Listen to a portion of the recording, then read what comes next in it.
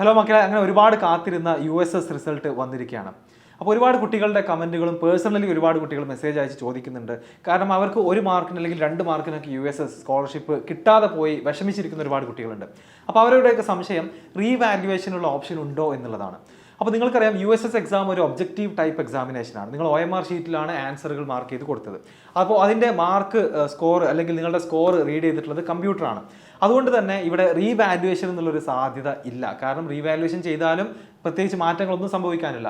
പക്ഷേ നമുക്കറിയാം LSS പോലുള്ള പരീക്ഷകൾ സബ്ജക്റ്റീവായി നടക്കുന്ന എക്സാമുകളിലാണെന്നുണ്ടെങ്കിൽ വീണ്ടും ആ പേപ്പർ ഒന്നും കൂടെ വാല്യൂ ചെയ്യാനുള്ള ഓപ്ഷൻ ഉണ്ടാകുമായിരുന്നു.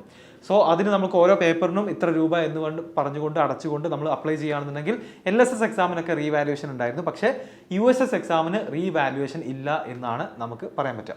ഓക്കെ, അപ്പോൾ ഒരുപാട് കുട്ടികളുടെ സംശയമായിരുന്നു ഇത്. അത് അഡ്രസ്സ് ചെയ്യാൻ വേണ്ടിയിട്ടാണ് ഇങ്ങനെ ഒരു വീഡിയോ ചെയ്തത്. അപ്പോൾ ഈ ഒരു കാര്യം എല്ലാവർക്കും ക്ലിയർ ആയിട്ട് ഉണ്ടാകുമെന്ന് വിചാരിക്കുന്നു.